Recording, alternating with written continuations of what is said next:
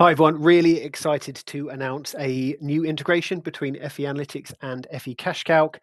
This has been asked for by many clients over the years, so really excited that we've finally delivered this. It essentially allows a user to take a portfolio in their analytics account, pass it across the divide into FE CashCalc, where you can then do all the cash flow on it.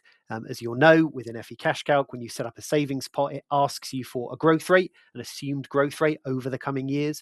Now, obviously, that's quite difficult, and at the moment, it's a bit of a guesstimate. My client's got a balanced solution, so I think 5% seems quite logical, so I'll use 5%, and maybe my client's also got some cautious solutions, so I don't know, maybe 3.5% seems reasonable for that. This all sounds wonderful, but of course, as we know, when compliance comes knocking and the FCA comes knocking and asks you for the logic as to why you've put these growth rates in here that drive the cash flow, it's such a critical assumption that you're putting in there. Obviously, that's not really going to wash. There needs to be some sort of scientific logic that backs this up. And this is what we're trying to hopefully solve for you by providing with that logic and basically generating those growth rates for you based on the underlying asset allocation sitting in analytics. So how does this work in practice? Well, on the left-hand side over here, I'm in analytics. This will work on any portfolio. This portfolio itself is actually an MPS on our MPS directory. But again, I repeat, any portfolio, you could have a portfolio of one fund. You could have a portfolio of a handful of multi-asset funds. You could have obviously a portfolio of 30 single manager funds. And equally, you could have a portfolio of a handful of MPS solutions. Quite simply, any portfolio on analytics, it will always derive an asset allocation, which then will derive the figures on CashCalc. Now, you'll see a couple of months ago, we also released our advisor asset integration as well. So this same portfolio can be pushed into that part of our ecosystem. So you can run all the charge comparisons, but now you can click on export to FE CashCalc, and you can actually export two different things to FE CashCalc. You can export the linear growth rate, which I just mentioned, but you can also export the asset allocation template, which drives the Monte Carlo tool. So we're going to do both on this demonstration. I'll explain those. What do I want the template to be called? Kind of makes sense to call it the name of the portfolio. This is my MPS Risk Profile 5 solution, so I'll just keep it at that. And if I click on Create Template, on the fly, it's creating that on the CashCalc side for me. And then I can launch myself into FE CashCalc using that single sign-on. And within FE CashCalc, you'll see under the investment proposition, that's where we've landed, just to basically show you where the data's gone. Under growth templates, you've now got portfolio tab, and as if by magic, there's the two portfolios I've pulled across. I've already pulled across my risk profile 8 solution. I've now just pulled across the risk grade 5 as well. And under asset allocation, you've got exactly the same thing. Click on open portfolios. You've got risk grade 5 and risk grade 8. And if you click on any one of them, it shows you what it's pulled across. So the asset allocation template here and the growth template will also pull across the growth rate that it's going to be using moving forward. Now I can tether these to risk profiles as well. So if I go to my eValue risk profile 3, scroll down a bit, maybe my risk profile 5 solution that I've just pulled across, that balance solution we've just pulled across from analytics, is a risk profile 3. So I can now set that model portfolio as part of the risk profile 3 on eValue. So we'll just confirm that, and that will come into play in a couple of moments. So we'll save those changes. But now I need to look at a cash flow. So let's go into clients at the very top. We're going to dive into a client called Keith Baker. Been working on a cash flow with this client for a while now. You can click on cash flow. This is the one I want to adjust. So let's just open this up. And Keith's got a couple of pots here. He's got an Aviva ISA, he's got a Standard Life personal pension, and he's also got an NS&I premium bond. And if I click on the pots, you'll see the logic I've used. NS&I growing at about 3%, which I can validate with SNR and I, of course. Standard Life personal pension, I've assumed because it's a balanced solution, it's growing at about 5%.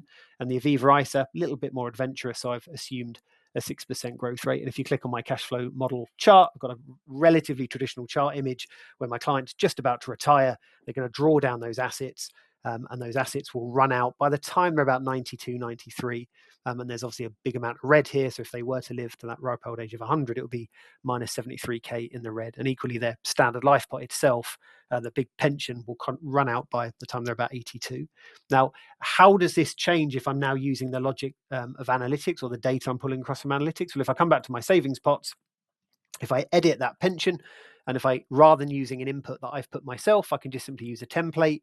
And again, it's just simply under portfolio. So open that up. And again, hey presto, I've got the two that I've just pulled across from analytics. I'll go and grab risk grade 5. And as if by magic, there it is. That's the growth rate CashCalc is telling me I should be using or I should consider using. And again, it's just looking at the asset allocation today of your portfolio.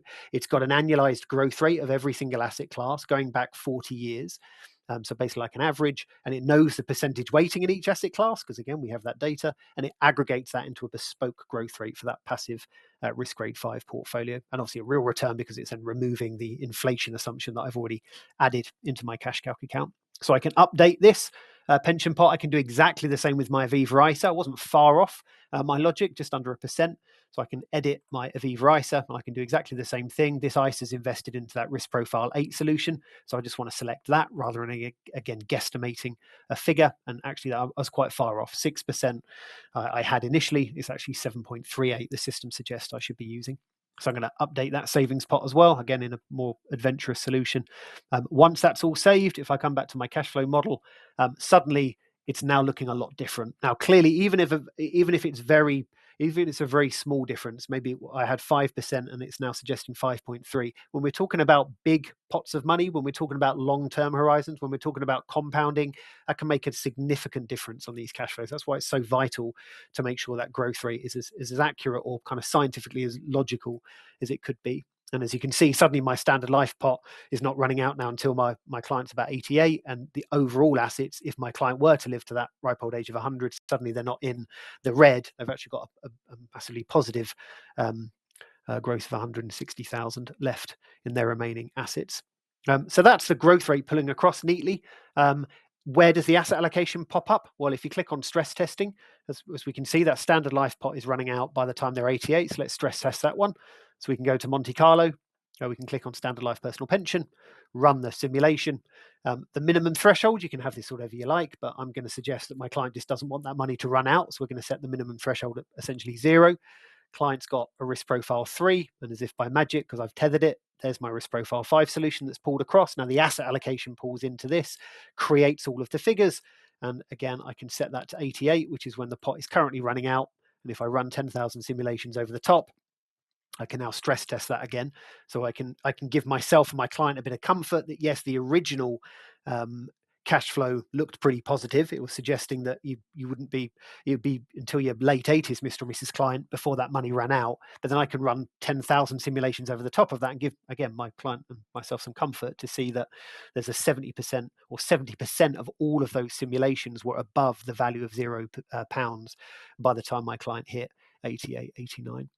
And again, this is going to really help me if again the FCA come knocking or compliance team come knocking. I've now got a lot more information that I can put into my client file that backs up why I'm making these assumptions that I am on that cash flow. So really excited to see how clients introduce this to their investors and their clients. Clearly, that's just a very simple example, but ultimately you can use this to start running comparisons. So again, if I'm looking at these solutions thinking, should I put my client into a risk grade 5 or maybe a risk grade 6 solution, I could easily create duplicate cash flows at the very top. And then under options, I can compare the cash flows against one another. So me and my client can actually visualize that illustration and the comparison and the differences between investing in a 5 versus a 6 solution, for example. So hopefully you found that useful. Any questions as ever, reach out to us, either your account manager or on the left-hand side within Analytics under the Contact Us tab. You've got our phone number and our email address. Thanks very much for watching.